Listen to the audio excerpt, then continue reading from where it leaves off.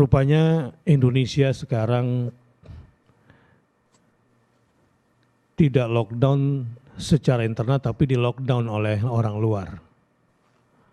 Ini adalah sebuah situasi dan kondisi yang harus kita terima. Berangkat dari prinsip la dharar wa la dhirar dari hadis Nabi SAW dan menjadi kaidah di qawaid fiqhiyah ya.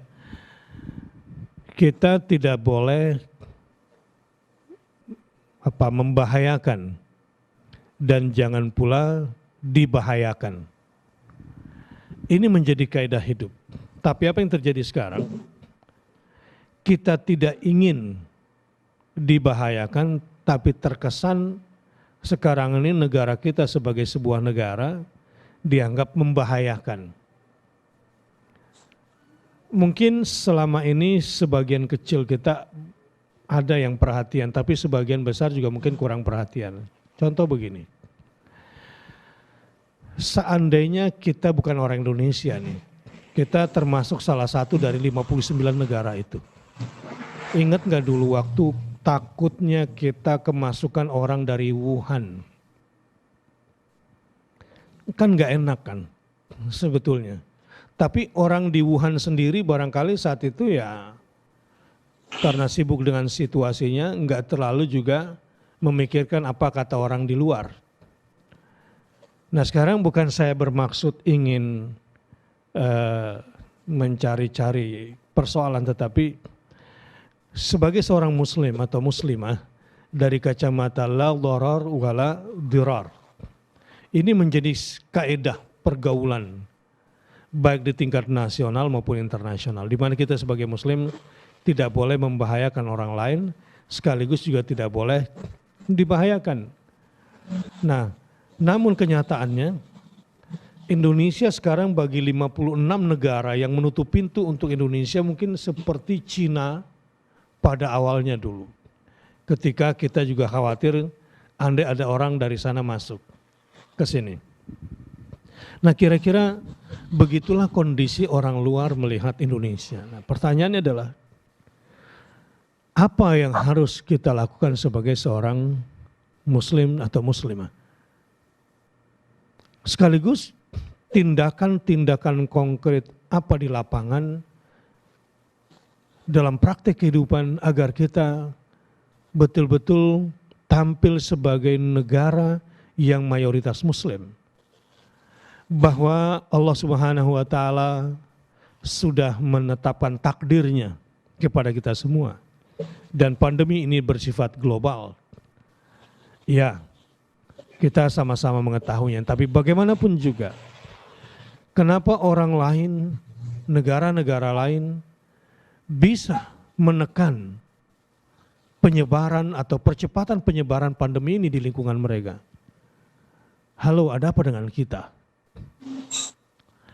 Kalau masyarakat internasional di negara masing-masing mampu melakukan hal-hal positif dalam rangka menekan penyebaran COVID-19 di negara mereka secara bersama-sama bisa.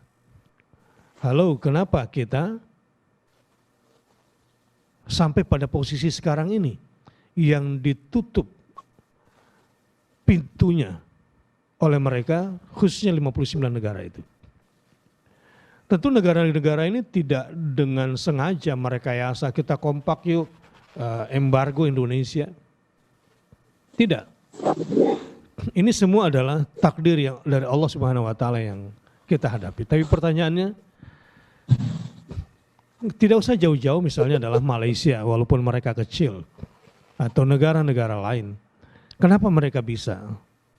Nah, dan yang penting lagi adalah dalam situasi seperti ini memang tidak mungkin bisa dilakukan hanya satu orang atau satu keluarga atau hanya satu RW, satu kecamatan, tidak. Bahkan satu provinsi pun tidak bisa. Bahkan hanya satu pulau pun tidak bisa.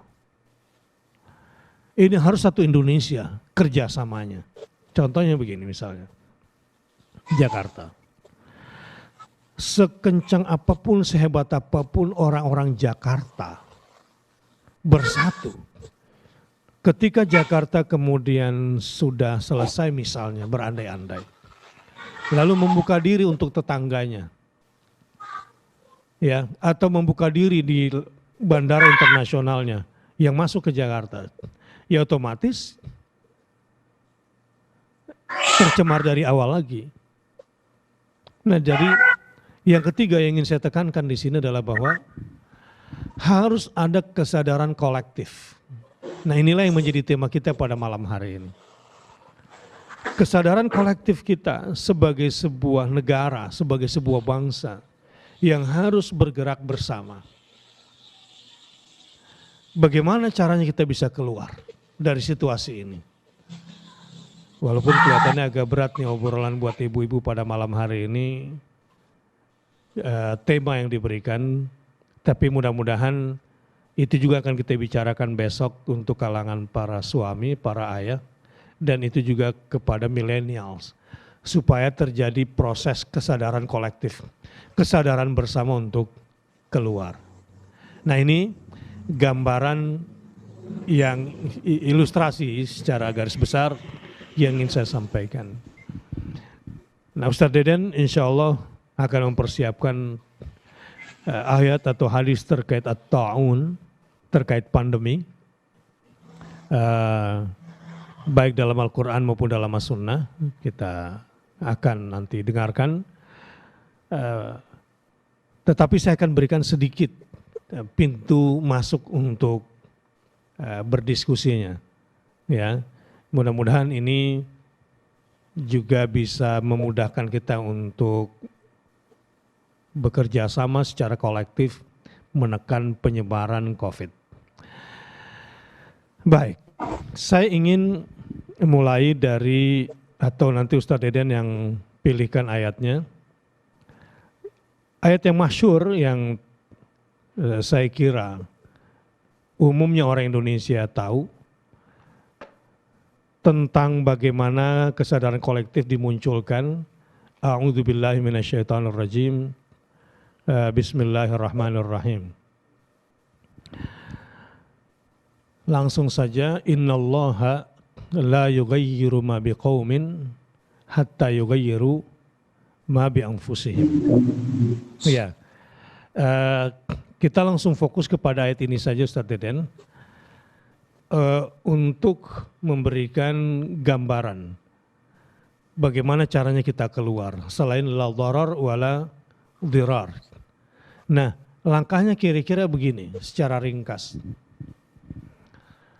bahwa agar kita tidak membahayakan orang lain dan tidak dibahayakan orang lain, protokol keimanan dan protokol kesehatan apa? Gitu kira-kira. Protokol keimanan dan protokol kesehatan apa? Sebetulnya kesehatan ini bagian dari keimanan, tapi karena ada faktor teknis 3M, ya, mencuci tangan, memakai masker dan jarak, ya, social distancing. Ini harus dilakukan. Itu yang saya sebut diantaranya dengan protokol kesehatan. Tetapi pada malam hari ini menjadi tanggung jawab kita juga sebagai seorang muslim untuk menjalankan protokol keimanan. Bismillahirrahmanirrahim. Pertama, protokol keimanannya adalah bahwa ini takdir Allah. Selain kita harus meridhoi takdir Allah, kita juga harus benar menyikapi takdir Allah berupa pandemi ini. Ya, sebab kalau salah, kita akan masuk kategori yang digambarkan oleh Nabi tentang hadis tentang at-ta'un, ya.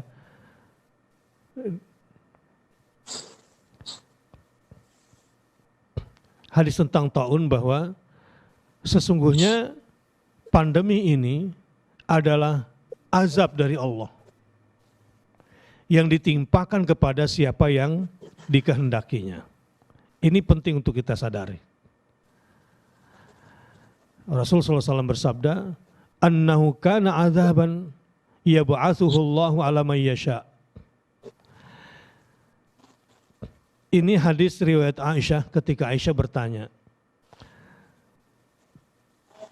An Yahya ibnu Ya'mar an Aisyah annaha qalat sa'altu Rasulullah sallallahu alaihi wasallam anit ta'un fa akhbarani Rasulullah sallallahu alaihi wasallam annahu kana azaban yab'atsuhu Allahu ala man yasha faja'alahu rahmatan lil mu'minin falaysa min rajulin yaqa'u ta'unu fayamkuthu fi baitihi sabiran muhtasiban ya'lamu annahu la yusibuhu illa ma kataballahu lahu illa kana lahu mislu ajri syahid.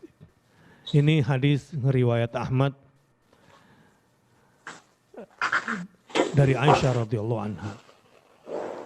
Jadi ibu-ibu dan sahabat-sahabat yang saya cintai, ketika Aisyah bertanya kepada Rasulullah, ya Rasulullah, at-ta'un, pandemi kita kalau sekarang kira-kira, apa pendapat engkau tentang pandemi ini ya Rasulullah? Rasulullah kemudian mengabarkan kepadaku, kata Aisyah, sesungguhnya pandemi itu adalah azab. Yab'atsuhullahu, yang Allah kirimkan ala man yasha, kepada siapa saja yang Allah kehendaki. Satu itu poinnya. Faja'alahu rahmatan lil mu'minin. Kemudian Allah jadikan pandemi yang tadinya azab menjadi rahmat bagi siapa? Bagi orang beriman. Nah, bisa diolah dari tadinya azab kemudian menjadi rahmat lil mu'minin. Lanjutan hadisnya adalah falaisa min rajulun yaqa'u ta'un, tidaklah seorang laki-laki yang berada dalam lingkungan pandemi fayamkuthu fi baitihi, kemudian dia menetap di rumahnya. Nah, ini menetap di rumah dengan dua kondisi, sabiran muhtasiban, tinggal di rumah dalam kondisi bersabar sambil muhtasiban, mengevaluasi diri dan mengharapkan pertolongan dari Allah, sekaligus meyakini ya'lamu annahu la yusibuhu illa ma kataballahu lahu, meyakini bahwa setelah berusaha tapi juga masih dihantui oleh kemungkinan terserang COVID-19 ini, dengan semua keyakinan bahwa tidak ada yang bisa menimpa saya kecuali apa yang sudah ditetapkan oleh Allah terhadap saya. Meyakini dengan kuat itu semua, illa kana lahu mithlu ajri syahid. Andai dia wafat, maka dia akan mendapatkan pahala sebagai seorang yang mati syahid. Wah, banyak poin di sini, ya, banyak poin.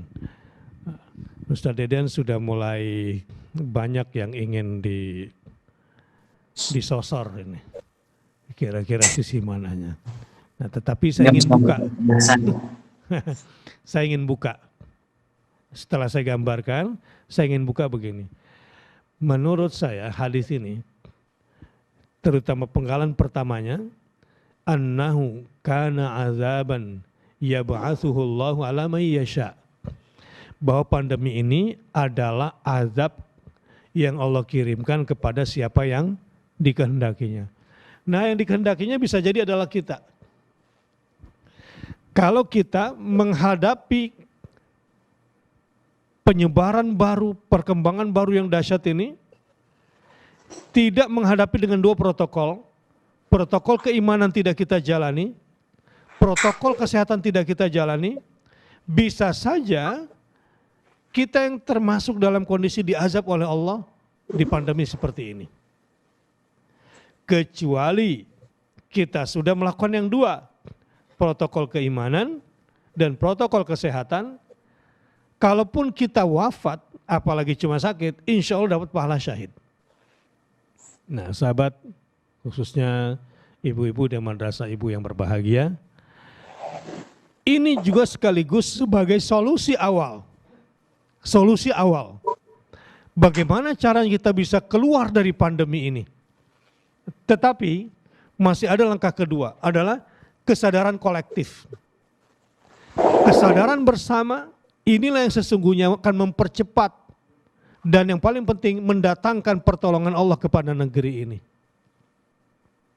Supaya kita bisa keluar dari at-ta'un ini, dari pandemi ini. Nah, kesadaran kolektif ini yang nanti akan saya bicarakan di segmen keduanya. Karena ini akan masuk ke wilayah politik. Ini masuk ke wilayah sosial, ini masuk ke wilayah ekonomi yang agak sensitif, tapi kita harus bahas. Dan kita harus berani memasukinya. Nah, baik Ustadz Deden. Sekarang kita masuk di segmen 1 dulu. Bagaimana di tingkat individu kita menjalankan protokol keimanan dan protokol kesehatan. Jadi kalau ada di antara kita yang kemudian tidak menjalankan yang dua ini, misalnya protokol kesehatan, tidak pakai masker, tidak mencuci tangan, tidak menjaga jarak. Walau kita sholat, walau kita beribadah tahajud, kita tilawah Al-Quran, kalau nggak menjalankan ini, ya ini bisa tertimpa azab, karena kan asbab yang harus kita jalankan. Tetapi yang 3 ini saja tidak cukup. Kita harus punya kesadaran yang tertinggi, yaitu kesadaran iman. La yusibana illa ma kataballahu lana. Tidak ada yang bisa menimpa kita, atau kita juga tidak akan pernah bisa lari dari kenyataan jika Allah sudah menimpakannya kepada kita. Yang kedua, kita harus juga sabiran muhtasiban fi baitina. Tinggal di rumah dengan sabar, tetapi juga dengan mengevaluasi diri dan mengharapkan pertolongan dari Allah Subhanahu wa taala. Nah, kalau yang ini tidak dijalankan, ya kita kena azab, dan bisa satu negeri ini kena azab. Maka jangan main-main dan jangan dianggap enteng. Kita ditutup oleh negara lain saja sebetulnya sudah malu. Halo Indonesia, katanya Anda Muslim terbesar, ada apa dengan Anda semua?